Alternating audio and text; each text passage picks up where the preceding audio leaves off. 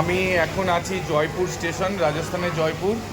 এই দাদা দেখছেন, এই জয়পুর থেকে কাজ থেকে এখন বর্ধমান ফিরবে বাড়ি। আর অভিনব পদ্ধতিতে দাদার এখন চুরি হয়ে গেল অনেক টাকা। তো এখন এই ব্যাগটা যিনি চুরি করে গেছেন, এই ব্যাগটা রেখে গেছেন। এবার ব্যাগে কী আছে জানি না, তবে জাল নোট আছে। কিভাবে চুরি হলে মানে ওনার মুখ থেকে শুনে নিন। আপনারা সবাই সতর্ক হয়ে যান, এই নতুন পদ্ধতিতে কিন্তু চুরি শুরু হয়েছে রেল স্টেশনে। আমাকে বললো যে একটা কার্ড বানাতে হবে, ক্যাশ টাকা নিয়ে যাচ্ছ নাহলে পুলিশে ধরবে। যে আমাকে বললো যে আমার তাহলে আমি সঙ্গে যাই, যে বললো না তোমার যেতে হবে না, ব্যাগটা আমাকে দিয়ে গেলো, বলে আমার 70,000 টাকা আছে থাক।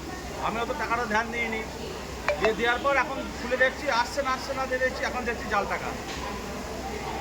এখন এই ব্যাগেই জাল টাকা আছে। দাদার থেকে 20,000 টাকা নিয়ে চলে গেল। আর আমার সঙ্গে 20,000 টাকা আমি cash আশ্চর্য নিয়েছে। হয়ে গেলাম, দাদা কেন দিল টাকাটা একটা অচেনা আমি মানুষকে। বুঝতে পারিনি, আমার সঙ্গে শুধু পিয়ারসে বাদ করলো। উনি আসলে ভয় পেয়ে গেছিল যে ওনার টাকা যদি পুলিশে নিয়ে নেয়, কেন নেবে ওনার কষ্টের টাকা। তো আপনাদের কাছে এইভাবে নতুনভাবে ফ্রড যারা আছে তারা এইভাবে প্রতারণা করবে, আপনারা সাবধান হয়ে যান। আর এই দেখুন টাকাটা উনি রেখে গেছেন। দেখুন আপনারা দেখতে পাচ্ছেন 500 টাকা সব জাল নোট রেখে অরিজিনাল নোট দাদার থেকে নিয়ে গেছেন। আমি এখন দেখি এখানে আমার যারা চেনাশোনা আছে তাদের দিয়ে কিছু ব্যবস্থা করতে পারি কিনা। আপনারা সবাই সতর্ক হয়ে যান যাতে এইভাবে কেউ প্রতারণার শিকার না হন। যত পারবেন ভিডিওটা শেয়ার করে দিন।